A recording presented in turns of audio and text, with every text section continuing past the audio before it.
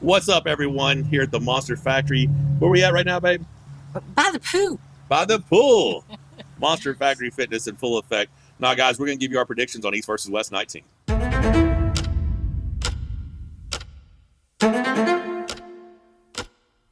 All right, so how many matches are on East versus West 19? Well, it looks like 10. We got 10 matches. All right, first of all, have you guys got your pay-per-view? We just got ours today. Just got ours today. Yeah, so we'll be watching this weekend. So 7:15 start time Central Standard. Which is awesome. It's good. It's a Friday night, date night. Date night. Date night. Holy cow, I think we're going to be watching by the pool. Can't be eating pizza. Damn it. All right, guys, so we're going to start with the most important match. Is it the most important? I don't know. Devon versus Alex rematch. Well, if you were looking at the card, it is the main event. It's the main event. Left-handed. Now, there's other matches on the card that I'm probably more interested in, but this one has a lot of significance because they just did it. Is that because your left arm wouldn't like? Man, my left I'm just kidding. But I mean, my left could be good. Okay. All right. So it's a rematch between Devon and Alex. So after the fact, we found out that it actually wasn't finished. That sucks. That's a bummer. Now, I feel like someone should have known. Someone in somebody's corner should have known. But hey, we didn't know. We were watching it. That was a failure on the scorekeeper. Failure on both referees. Both athletes. Both athletes corners, you know. Yeah, athlete corners, and then everybody watching. Ultimate failure. Okay, we all failed. So, watching that match, though, I had no idea that Devon would be able to stop it so close, make the matches so even early, right? I thought he'd have to open top row, king, stop, and then bleed him out. And actually, the opposite happened. Like, he got him busted open, controlled him, did everything he needed to win, and then he got caught. And Alex started coming with that press and looked like Devon was gassing. So who knows? So has Devon prepared for that? Is he ready this time? Will he know what to do? You said in a previous video that we did, you were talking about your opinion. Should Alex have taken the rematch? No. Because right now he's like, man, I had him beat, man. He was so close. He was gassed. Watch him. It's not going to be that way this time, you have to run it back. And Devon's most likely going to be prepared for that. Mm-hmm. Maybe he got caught playing around a little bit. I don't know. He looked so strong in the beginning. How strict are they going to call it about the movement before the start? If they're real stickler on that, Devon does a lot of movement before the start. But all right, but movement before the start is still just a warning, even in a ref script. I get it. So you can do it twice. Yeah, but rarely does Devon get fouled for it. I don't know. It's going to be interesting. I think now pardon us guys, I have not watched a lot of videos with all the drama and everything that's been going on. I kind of have just been by the pool. We disconnected. I've been by the pool. Yeah. So I don't know. I was going to say more, but I was going to go into the point and saying I heard Devon's going to be huge, like even bigger. Someone said 320. I just can't fathom that. But if there is the prepared Devon, which has to be because he was preparing for Vitaly, right? Can you imagine in this heat? Ugh. Now, I don't think Colorado's going to be near as bad as it is here, but it's probably still going to be pretty warm. Yeah. But yeah, so here's the deal. My prediction, Devon Larratt 3-0. Oh, definitely 3-0. And wow. And the only way that it's not a massacre in my mind is just because Devon has respect for the only guy that's stepping up to pull him right now. That's what I think. You think? That's what I'm going with. Okay. Huh. Did I say too much? Do I need to take that back? I think we're good. Good. So that's the main event. Now let's go get to the rest of the card. The very first match today, what it looks like, is Derek Smith versus Cire Brown. So Derek has been as high as top 7, 8 in North America, I think. So he's kind of high and low, up and down, hot and cold. But a lot of us thought he had great potential with his frame. Cire Brown has been the one, and I don't know how serious Cire was prior to getting trained with Brian, but you see Brian's dedication and commitment. I feel like that forces Cire to step up his training as well, right? Uh-huh. I don't know who wins between Cire and Brian. Cire's been the one who's been training Brian mostly, but is Brian's strengthened now that he's learning technique? Has he surpassed Cire? I have no idea. I would have to say Derek's a favorite, 70-30. Okay. What have we seen Derek do recently? Nothing. What has Cire done recently? I don't know. Trained with Brian. So I haven't been following results, tournaments, anything. So am I the right person to give you a prediction on this? Absolutely not. You got to go with the experience. You got to go with experience. Yeah. But Derek also has a good understanding of movement on the table. He understands arm wrestling very, very well.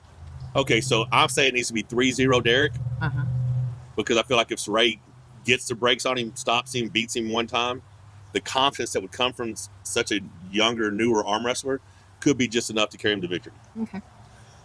But I'm gonna say 3-0 Derek. Yeah, I agree with that as well. All right, this one is interesting. Lawrence Shahlaei versus Martins Licis. Okay, I saw this podcast that they did. They're so respectful. They're so respectful of each other, Yeah. but come on, I am excited to see this match. Is Martin the one that we saw get injured at Yes. Strongman? So I almost posted my picture because now I look so tiny though, because he's like killing me on the ankle. Maybe. But he messed his bicep up at the Ain't Rogue nothing tiny Invitational. about you. Bam, Congolese.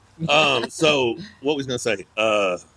Yeah, he messed his bicep up at the Rogue Invitational, and it was just what, a month after I partially tore my bicep and had to cancel a match with Prudnik. So we're sitting there, I'm like, yeah, man, I just had a partial tear there. He's in there. He's in a sling. I get a little picture. It's very cool to see him interested in arm wrestling now. He does have a lot of hand strength. Very strong. Former world strongest man. Lawrence Shahlaei, former European strongest man. Lawrence has a lot of experience right now. Yeah. Lawrence said himself he does better in tournaments than he does in super matches. So what's going to happen? Same thing as I said with Derek. I think Lawrence wins 3-0. If Martins wins 1, I think that excitement and adrenaline takes over and he ends up winning the whole thing. Adrenaline. So I think it's either Lawrence Shahlaei wins 3-0, or if Martins Licis wins any round, he'll win the rest. All right. Because I think he may be the stronger human. I don't know. So right now, like I said, I've got Devon 3-0, Derek Smith 3-0, and I think it'd have to be Lawrence Shahlaei 3-0. And on those two matches, these last two that I've just said, no surprise if I'm completely wrong. But I'm telling you, if one of these guys wins, I think they win the whole thing. Gabby Vasconcelos versus Joselyne Brisson. Now, is that the co-main? No, this is all the undercard. I think this is how it goes because it's Brian Shaw's show. But that's Gabby. Gabby is Gabby the should goat, always be. guys. Should always be. Oh, on don't the y'all main get me card. started. Well, yeah, I mean, Devon's still on the undercard too with the right arm. So, But that's just because he had to separate the right and the He left. had to give him enough time. All right, so I am very impressed with Joselyne. Yes. Very impressed. You can only go by what we know. And Joselyne was not ready for Ekley. She was not ready And for it. Ekley is not as good as Gabby. That's right. So this is a huge step up. Right. Now, was it Joselyne didn't do well against Ekley because similar length levers and hand and stuff? Will Gabby's shorter lever benefit Joselyne better? But we've seen how strong Gabby is out the gate. Right. I mean, Gabby is the strongest female arm wrestler on the planet for the first 2 rounds. You know what I'm saying? Did Joselyne even slow Ekley down? I think round 3 she got to stop. So one round she did. It Okay. felt like she got a better setup or something. Might have been round 2. I don't remember it. It's got to be 3-0 Gabby, and it's got to be 3-0 Gabby 90-10. Yes. It's got to be that's the biggest. That's a greater, in my mind, safer bet than Devon versus Alex left-handed. Well, I've got a question for you. Has Gabby changed her training? I have no idea. And do you know what I'm speaking of? Yeah, I mean, she trains for power. Okay, and I told her to finish her power workouts with volume. I don't know if she To has. help with that pump, right? Yeah. So this is my only question. When I asked if she was able to slow Ekley down, you said round 3. We know that if Gabby gets stopped, there could be a problem if she hasn't fixed it. Yes, but that's against Barbora. You know what I'm saying? That's if you get stopped by Barbora, right? This isn't getting stopped by any other female. It's if you get stopped by Barbora, right? And even if somehow Joselyne's able to crack her wrist in the strap, Gabby's just dragging side pressure Todd Hutchings-ish style is, in my opinion, just too much. I mean, don't mistake what I'm saying. I'm No, I thinking. get it. I get think Gabriella is like 97% the favorite here.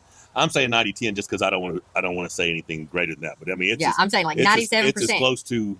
But it is not a shut door, in my opinion. Anything's possible. It's arm wrestling, right? Now we have Alex versus Devon right-handed. Is it even close? No. Why? Is it because Devon has progressed so much? 100%. What else would it be? Well, I mean, I don't think Alex is bad right-handed. I think he had a bad day against Jerry because he pulled Jerry terribly wrong. He didn't watch any of the videos. No. And then him pulling Moore's off is after a death war with Devon left-handed, so I don't think you can count that. No. So I think Alex is very dangerous. But I think this 300-plus pound Devon is different. You know what I mean? I think if he was the previous Devon, even the ones that pulled Speck off and Chaffee and all that, at King the Table, I think that Devon wouldn't be guaranteed right-handed. But the Devon we have right now, I think it's a massacre. I think so too. I still would not pick that as I'd still pick Gabby as the most favorite on the card. Really? Yeah, even over Devon versus Alex right-handed. Ah. Because Gabby she's the greatest female arm wrestler of all time. No, I'm so sorry, Alex, because you are such a nice individual, but no, I think Devon's 97% the favorite. It's a big. I mean, we haven't seen it before. We've seen practices, and we've seen practices with Alex just beating the shit out of Devon. But we saw practice. Who hasn't beat the shit out of Devon in practice? I don't know. Devon's still badass, even in practice. Like, he's still badass. But he allows things to happen in practice that would not happen on a competition table. Oftentimes we see that. Right. All right. So that's 5 of these 5 matches. We're halfway through the predictions. Ricard Bornman versus Pablo Derbedyenyev. I said it great. Yes. What are you doing? What is so funny? I'm going to edit that moment out. Don't edit it. It's great. Okay, because what is so funny? Well, they're going to be like, she's looking at his... I wasn't. 50-50 always. I'm looking at the phone on his leg, okay? Strategically placed. What is so funny is because we've talked about this match so much. Yeah. Because of what we have in our minds that's going to happen. Right. That I have completely just switched it off in my mind as if it's already happened. And so as soon as you said the names, I was like, what? They're pulling again? I was like, oh, wait. So they haven't pulled. They this have is not. what we've been waiting on. Right. Pablo. Yes, Ricard is amazing. He is amazing. And he says he's going to run him over. But I'm very impressed with Pablo. What we've seen Pablo do 2 days before his left-handed match, to be that unprepared for a match and still come in and dominate like that against the number 10 guy, amazing. Let me tell you guys what we saw 2 days before, because Michael didn't go into it, but you got to know. 2 days before, we're at Pablo's arm wrestling gym. And he is showing us his cool arm wrestling gym. Right. He does one-arm pull-ups because he doesn't have a match. He's not prepped for a match. Wasn't he like 280 or something? He hasn't stopped training. Yeah, he was huge. And when I say he's not prepped, you guys know he's not prepped for a match. He does one-arm pull-ups. And then 2 days later, he goes and kills Wagner, who has been training for weeks. Months And prepping. Right. He was prepped. So now you've got Pablo, who they've notified a while ago. At least 5-6 weeks ago. That you're going to have a match at the Shaw Classic. And oh, by the way, it's your right hand. Right. I'm 60-40 Pablo. So y'all, I am almost positive that Pablo, and you might disagree with me, but I don't care because I'm right most of the time anyway. Pablo would show up in that top 10. He's strong right now. I really believe it. He ran over Riekerd finally at that NAL event that Travis held, and he came straight from work. And then Travis was like, oh yeah, Freed's here. So give me top 10. Take from 7 down. You got Morozov. You got Who's out? You got Svetkov. Pablo Svetkov? Pablo's probably going to get his hand taken. I don't know. I think he's got a really good chance against Morozov if Morozov wasn't injured. He's strong. Well, that means he got a really good chance against Kurdecha. They did after pull at that tournament, remember? 100%. All right. Yeah. Okay, so we're Pablo. Pablo. All right, Matt Mass versus Filip Larsson. Okay, so I'm watching the discussion on this match, and we all know that Henry is a huge fan of Filip. Right. Because Henry came up and he's like, Filip will take Corey's hand. No, he won't. No, he won't. I promise. He's like, Filip will kill Corey. No, he won't. But that's not taking away the fact that I'm watching Filip stuff and watching him versus. Listen, had this match been announced and coming up, and Filip had not just pulled that event where he just controlled and dominated Sandra Cerdas, I would have said Matt's the favorite. Massive. Sandra Cerdas ran over Matt. And Filip just beat Sanders very convincingly. Like a child. Not like a child, but very convincingly. It was very impressive. So I'm saying, although Matt is a wild horse and he has been doing really well, and I'm super proud of him, it's fun to watch him, 65-35 Filip. Because of that, it's strictly because of the performance that he had against Sandra Cerdas and what Sanders had previously done to Matt. Okay, so anytime that we think Matt's not going to be in it, he's so in it. Right. Yeah, I completely counted out against Sangrebayev, and he just ran him over. Right, and then how about versus, I mean, I know it was left hand, but I didn't expect anything. Didn't expect that either. Yeah. So I'm not going to say that Filip is a favorite over him. I still think it's 55% Matt's to win. Ooh, yeah. But I think will not be surprised at all. I'm 100% basing this on the performance he had against Sanders. That's the only thing I can go by. It's crazy. So to me, I think so we're off on that one. You think Matt 55? I think. What happened the last time I said Matt and you said somebody else? You're right. Yeah. All right, so that's what we disagreed on. Eddie Hall versus Robert Oberst. This is going to be fun. I like this match. They were both the strongest men in history on that show on AMC. So they're good friends already, and they're going to be good shit talkers too. So I like this match. What is your opinion? Eddie? So I've gripped up with both guys. I did the FitCon with Robert, and then I got to do England's Arnold Classic UK, and I got to grip up with Eddie. Uh-huh. Eddie picks up things real well. He's been arm wrestling with Neil and learning things real well. Robert's a bigger dude. So is Brian. Yeah, Brian won, but Eddie looked good against him. It was very close. I'm going to go 50-50. I want to say Eddie's going to win, but honestly, I think Robert might shock him. I got Eddie. Robert's so big, so strong. And when I remember gripping him that one time we did that thing, I was like, this guy's got potential. Uh-huh. I mean, he just... So who's he training with? I think it was Alan Fisher and those guys out there. But apparently he's been doing it for a while. Ah, secretly, huh? Yeah, and he hadn't posted any of his stuff. Uh-oh. Yeah, so I honestly think So nobody Robert really knows. might be the dark horse in that one. Okay, so if I have Eddie at 60. I can't go greater than 50-50. So you think it's 50-50. So yeah. You might be right. It's going to be interesting to see. I'm excited about that. So this next one's, we've seen it numerous times before, but we've never seen it. Refresh my memory last time. Dave Chaffee's won every time, and even one time they arm wrestled. He's the one that Todd Hutchings bicep blew against. So we got Todd Hutchings versus Dave Chaffee. They've been training partners too, right? Well, not training partners. He's went up there. They're several hours away and more. Yeah. He's went to Dave's and trained with him on several occasions.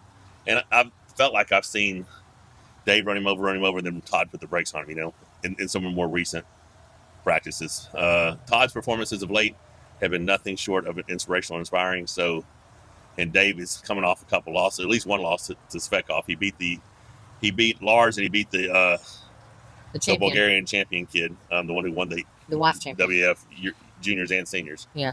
But they lost 3-0 to Svekov. Now, Todd Hutchings will probably lose 3-0 to Svekov as well. Dave Chaffee has to be the favorite. Yes. He's 115 kilograms. Todd Hutchings is 100 kilograms. So it's 33-pound difference. 55-45, Dave.